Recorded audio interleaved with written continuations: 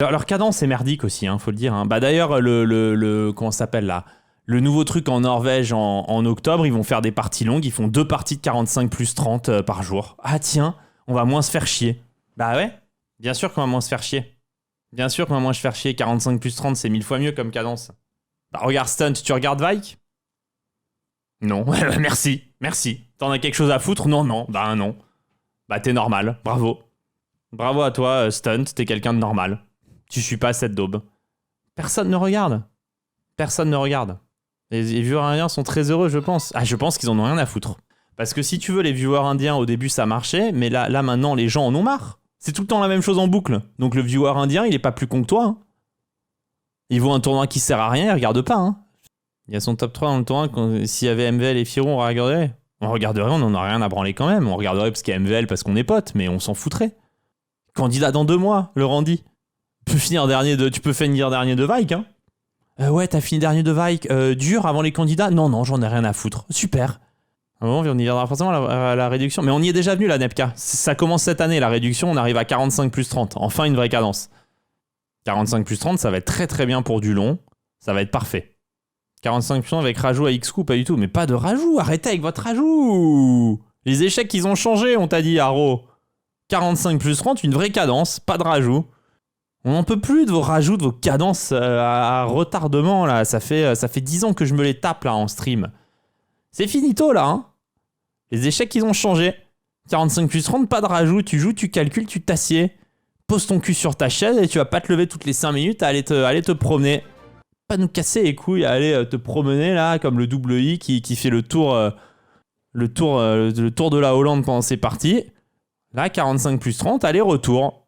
Au moins, on voit qui a la plus grosse à la fin de la journée. Une partie blanche, une partie noire.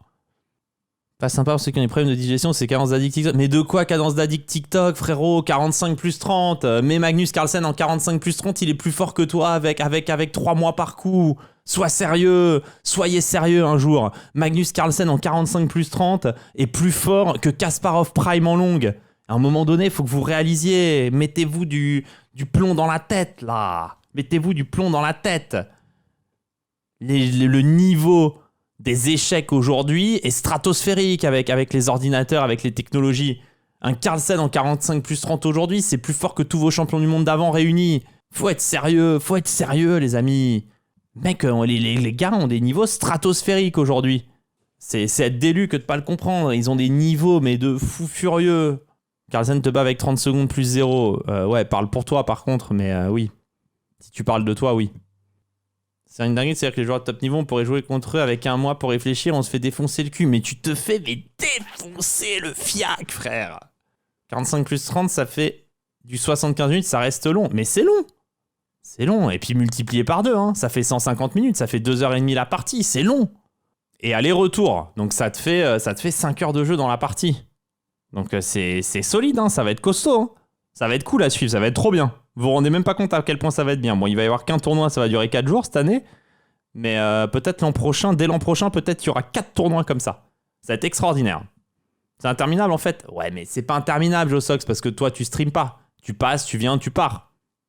Mais non, les tournois comme Vike, à moins qu'il y ait Maxime ou Alireza qui joue ou Magnus, je commande plus. Même là, s'il y avait Hikaru et Fabiano, j'aurais pas commenté. C'est vrai que je suis pas concerné. Non, mais quand tu regardes, t'es tranquille. Ça, pour regarder, c'est tranquille. Tu passes un peu l'ouverture, tu passes un peu après, t'es tranquille, t'es chill. Quand tu commandes, c'est relou, Joss. C'est sûr. Mais quand tu passes pour regarder, c'est vachement bien.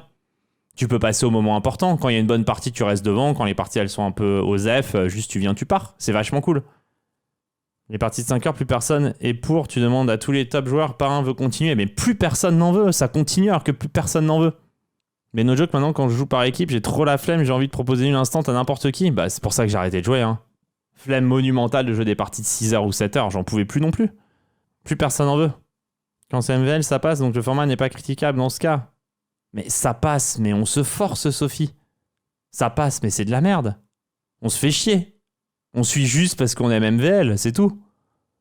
Et que c'est un pote et que moi, de toute façon, je suivrai ses games. Mais sinon, franchement, 7 heures devant les parties d'MVL, on se fait chier. MVL lui-même se fait chier.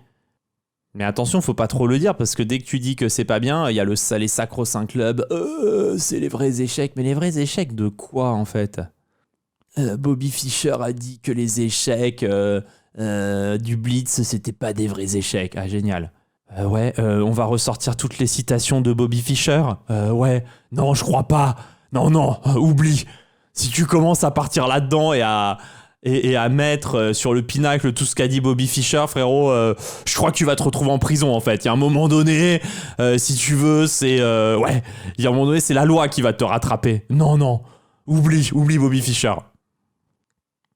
Les puristes qui font genre le rapide, c'est pas des vrais échecs, on souffle. Mais surtout que ces puristes qui te font ça, je parle pas pour tous, hein, mais pour la plupart, t'en as beaucoup. Je vais pas me faire des amis, hein, je vais me faire beaucoup d'ennemis en disant ça, mais beaucoup de ces puristes, c'est des Jean-Michel Club qui ont jamais dépassé 2000 de feed et qui t'expliquent que il faut 7 heures pour jouer une bonne partie. Pour toi, il faut 7 heures. Pour toi, Magnus en bullette, il te bat avec 1 minute. Avec 1 minute, il est plus fort que toi. 1 minute. Donc pour toi, il faut 7 heures, oui. Pour lui, non. C'est ça en fait qu'il faut se faire dans le crâne. Et que ces gens-là, il y a toute une frange déjà qui se met pas dans le crâne, c'est qu'ils n'arrivent pas à accepter, si vous voulez, je vais vous le dire de manière très crue et je vais vraiment pas me faire d'amis, ils n'arrivent pas à accepter qu'ils comparent des escargots avec des Formule 1 à un moment donné. C'est vraiment ça, la différence de vitesse de calcul, c'est vraiment ça. T'as un escargot qui te dit non, la course elle fait 50 tours, c'est trop, on va pas y arriver. Tu vas à 3 mètres heure, eux ils vont à 350 km heure. Si tu veux, c'est pas le même sport. Toi t'es en train de te baver dessus pour avancer, t'es là, tu te baves de la salive sur la gueule pour avancer sur le circuit. Lui, si tu veux, il met un coup sur la pédale, il est de 0 à 100 en 3 secondes. Donc, je veux dire, à un moment donné, c'est pas la même chose. C'est pas la même chose. Donc, en vérité, pour ces joueurs-là, comme Magnus, comme Hikaru, comme MVL, comme Alireza, ils sont déjà capables de jouer des parties d'un niveau immense en 1 heure. En 1 heure, ils sont déjà en capacité de jouer des bijoux, des chefs-d'œuvre. Tellement vrai que Magnus en budget fume les 2000 feeds. C'est sick, mais c'est le cas, c'est comme ça. Bah, tout ça pour dire qu'ils sont très forts en 45 plus 30. Ils sont monstrueux en 45 plus 30, ces joueurs-là. Ils sont vraiment capables de jouer des parties parfaites. Ça veut pas dire qu'il faut complètement arrêter les parties longues, c'est pas ce que je veux dire. Mais effectivement, les tournois longs, il devrait y en avoir 3-4 dans l'année. Ça peut être les qualificatifs pour les candidats ou quoi, ou 1 ou 2 qualificatifs ou quoi. Mais clairement, le jeu, il tend, surtout sur des tournois type Vike, etc., qui ont un peu moins d'enjeux, déjà être sur des cadences plus rapides, c'est certain. Tu peux plus avoir des cadences aussi longues sur des tournois avec peu d'enjeux comme ça. Surtout que nous, quand on était gamin, on jouait bien en 1 heure KO. Hein, c'est une cadence qui existait, le 1 heure KO. Ce qui ressemble, c'est un peu plus court que le 45 plus 30. Championnat du monde avec des parties de 45 minutes, mais 2 parties par jour, ça sera plus représentatif et moins aléatoire. Après, ça c'est sûr que faire plus de parties, même si le format est plus court, ce serait moins aléatoire. Ça, je suis d'accord. Non, mais l'avantage en plus du 45 plus 30, c'est que tu peux faire des mini-matchs sur un jour. 2 nuls, match nul, une victoire, une nulle, victoire d'un côté, une nulle, une victoire. Enfin, vous avez compris quoi. Ça, sur le format sont peut-être moins, c'est sûr, mais c'est ton propos au sujet de ça et au niveau de tes spectateurs qui m'a fait répondre. Ouais. J'espère que c'est plus clair. Rien de critique, mon premier message. Mais j'ai rien dit de mal sur les spectateurs en fait. J'ai pas du tout parlé de mes spectateurs. Je parlais d'une masse de gens qui sont entre 1900 et 2100 ou 1800 et 2000 et 2100. Généralement, je sais pas pourquoi il y a une masse de gens à ce niveau-là qui disent que les échecs, on peut bien les jouer qu'avec énormément de temps. Et qui n'arrivent pas à comprendre que pour eux, oui, mais pas pour les joueurs du top niveau qui, eux, maintenant, surtout avec les connaissances théoriques actuelles, c'est du délire tout ce qu'ils savent. Mais le truc, c'est que la difficulté avec Vike, c'est que même les mecs, même les grands maîtres que je connais, avec qui on parle, on n'a rien à foutre de Vike. En fait, personne n'en a rien à branler de Vike. Il y a trop de tournois d'échecs. C'est triste pour Vike, mais c'est de la merde, en fait. Et c'est vraiment triste de le dire, hein, parce que c'était un beau tournoi. Mais, tiens, Vike, non, en fait, on s'en branle. Ça n'a plus d'intérêt, en fait. Mais j'ai l'impression que ça fait vraiment partie d'un autre monde, tous ces tournois-là. Déjà, la cadence, elle va pas. À l'époque, j'aimais bien. À l'époque, moi aussi, j'aimais bien. Mais on est d'accord que maintenant, on s'en branle. C'est terrible à dire, hein, mais le fait qu'il n'y ait pas les tops mondiaux, qu'il y ait les candidats dans 2 mois aussi. RF, c'est ça le truc, c'est qu'il y a les candidats dans 2 mois. Donc, qu'est-ce qu'on s'en branle que Prague, il fasse un mauvais Vike. Ah ouais, merde, tu fais mauvais Vike, ouais. T'en as quelque chose à foutre? Non. Parce que si je gagne les candidats, je suis peut-être champion du monde dans 6 mois. Alors que si je gagne Vike, ça te sert à quoi? À rien. Ah ouais, super.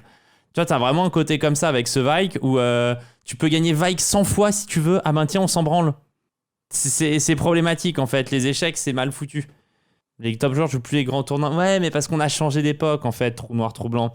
Le monde, il change. Ça, c'est un truc que les gens arrivent pas à comprendre, c'est que le monde, il change. Non, mais ça a changé parce que maintenant, t'as plein d'autres tournois importants. T'avais les championnats du monde de Rapid et Blitz qui étaient 100 fois plus importants que Vike il y a 3 semaines. T'as les candidats qui sont 1 milliard de fois plus importants que Vike dans 2 mois. T'as l'eSport World Cup, t'as les Grand Chess Tour, t'as le truc en Norvège à la fin d'année, c'est aussi au-dessus de Vike. Puis t'as aussi le Norway Chess qui est au-dessus de Vike. En fait, il y a 10 000 trucs au-dessus de Vike. Et t'as les gens, à chaque fois, ils me demandent pourquoi tu fais pas Vike? Parce que je m'en branle en fait. Mais même Cornetto, on a rien à foutre de Vike. Je sais pas s'il est dans le chat là, mais il m'a même écrit. Il m'a dit putain, Vike cette année, j'ai même pas regardé, je regarde même pas. En fait, c'est. On s'en tape de ce tournoi. C'est terrible à dire, parce que c'était un tournoi qui était vraiment. Mais alors, c'était une sommité, mais alors là, vraiment. Puis franchement, ça fait pas rêver quoi. Keimer, Abdusattorov, Eriga ici, Eriga non, Pragnanda qui en a rien à foutre parce qu'il y a les candidats. Ouais, il y a les candidats dans 2 mois donc ils s'en branlent. Caruana qui est pas venu, il y a pas Lanac, il y a pas Magnus. Blue Baume, ouais, tu dis comme a dit Karou quoi, tu tapes ton stylo, arrête les échecs frère, tu prends trop ça trop à cœur. Sindarov le joujou, même pareil, Sindarov, on veut le voir au candidat dans 2 mois là maintenant. Je sais pas quoi dire quoi, Vike, Abdusattorov, ouais bah t'es pas qualifié au candidat, bah tu joues Vike, super. Gukesh, t'es champion du monde mais t'es champion de rien en fait. T'es champion de quoi Gukesh? Gukesh il se fait terminer le cul par la moitié du top 10 mondial. Magnus Carlsen lui met des vitesses. T'es champion du monde sur un vice de procédure. Vraiment. Donc ouais, t'es pas champion du monde en fait. Enfin t'es champion du monde mais t'es pas champion du monde. Donc non, en fait, c'est ça le problème. Un titre, c'est un titre. Non, mais un titre, c'est un titre. Mais tu sais très bien que demain, Gukesh fait un match en 30 parties contre Magnus. Il se fait laminer. On le sait tous que Gukesh se fait laminer. Moi, j'adore Gukesh. Il est hyper beau gosse. Il a un charisme de fou. Je suis fan de Gukesh. Mais je veux dire, il se fait laminer le cul. Faut arrêter. L'effet Karpov, mais arrête de l'effet Karpov, il est même pas top 10 mondial. Il est même pas top 10 mondial. Gukesh, il gagne pas un tournoi, bordel. Arrêtez de me dire l'effet Karpov. Karpov de quoi? L'effet Karpov de quoi? Arrêtez l'effet Karpov. Ouais, c'est l'effet Karpov. Putain, vous avez un effet pour tout, c'est pas l'effet Karpov. Le mec est naze, j'y peux rien. Enfin, il est très fort, moi j'adore, mais il a des années-lumière. Il est même pas rentré top 10. Bah là, peut-être il est top 10, peut-être il est 10ème mondial, j'en sais rien, mais. Arrêtez de le comparer avec Karpov. Un peu de respect pour Anatoly, en tout cas pour sa carrière aux échecs. Mais bon, il est à 80 points Elo de Magnus. Il a 40 points Elo de moins que Caruana. 50 de Hikaru. Après, Hikaru, il a gagné des points en battant des 1200, mais ça, c'est une autre question. Il a que 18 ans. Mais il peut avoir que 18 ans. Ne parle pas d'âge. C'est pas une question d'âge. Dans ces cas-là, t'aurais Oro champion du monde. Je te dirais, ah ouais, mais Oro, il se fait laver par tout le top 100 mondial. Je dirais, ah ouais, mais il a que 12 ans. C'est pas un argument. Ah, il a que 18 ans. Et alors, en fait, j'en ai à foutre qu'il ait 18 ans. Non, mais, c'est quoi? Mais il a le temps. Mais il a le temps. Mais j'en ai rien à foutre qu'il ait le temps. Peut-être il évoluera et un jour il sera numéro 1 mondial. Je te parle aujourd'hui.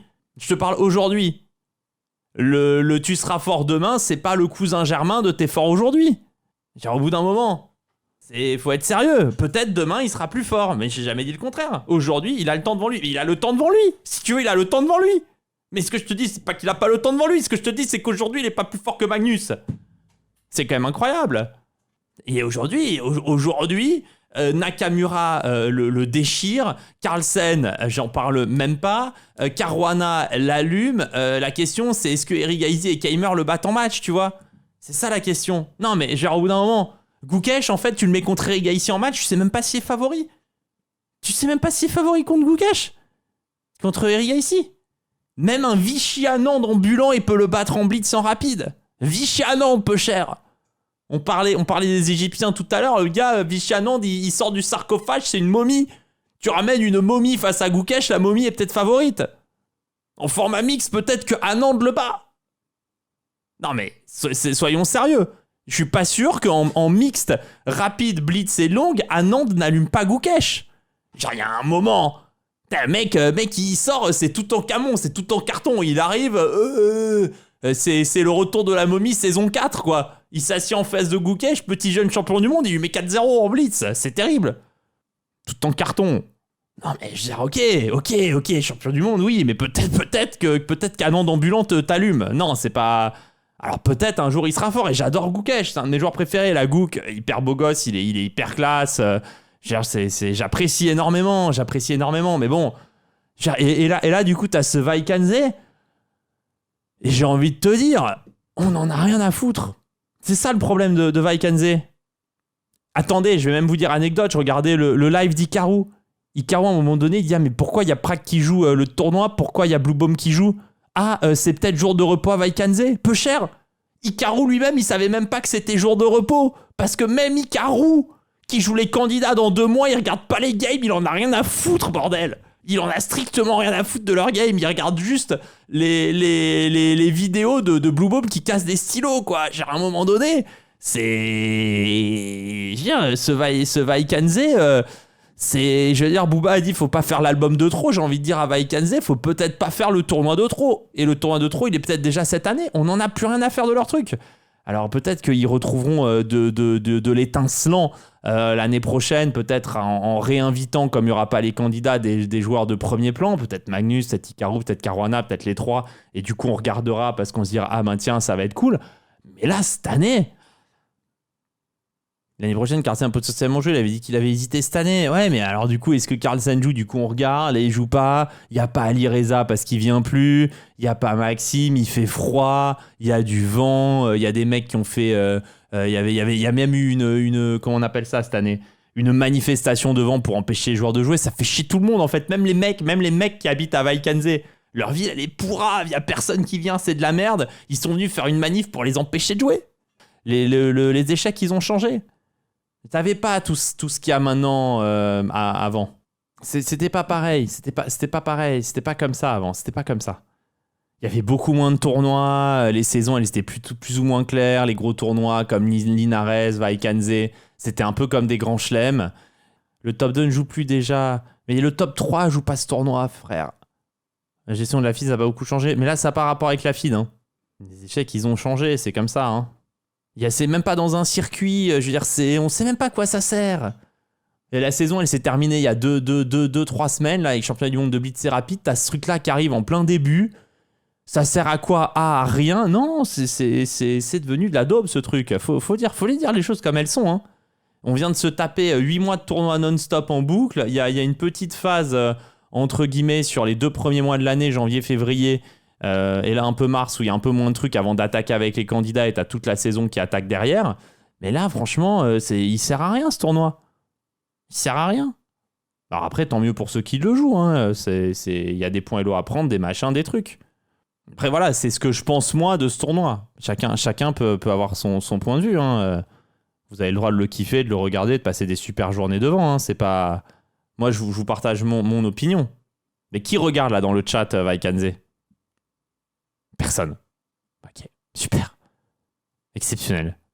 C'est pour prendre de l'élo, ouais, mais tu prendrais autant de élo en National 4. Il est très mal placé dans le calendrier, hein, faut aussi le dire, hein, vraiment. C'est très... Et aussi, il y a beaucoup trop de parties. 11 parties, peu cher. Personne ne vient d'apprendre qui est le Tata. Beaucoup de parties est très longue. D'ailleurs, Magnus l'a pas joué parce que c'est trop long. Mais c'est trop long, c'est sorti d'époque. Alors, je comprends hein, qu'ils aiment les choses qui sont longues, moi aussi, hein, attention, mais je veux dire... c'est pas parce qu'on aime ce qui est long et dur qu'il faut tout calquer dessus. On se dit, ouais, on aime bien ce qui est long et dur, ok. Ouais, du coup, tournoi en 11 rondes, cadence très longue. Ouais, super. Ah merde, on s'est trompé. Et c'est dommage parce que c'était un beau tournoi. Mais victime, en fait, dans un monde qui change, ils n'ont pas changé. Et c'est ça le défaut de Vike, c'est que dans un monde qui évolue, ils n'ont pas évolué. Et quand t'évolues pas dans un monde qui évolue, ben du coup, tu sers plus à rien. Comme le H de Hawaï.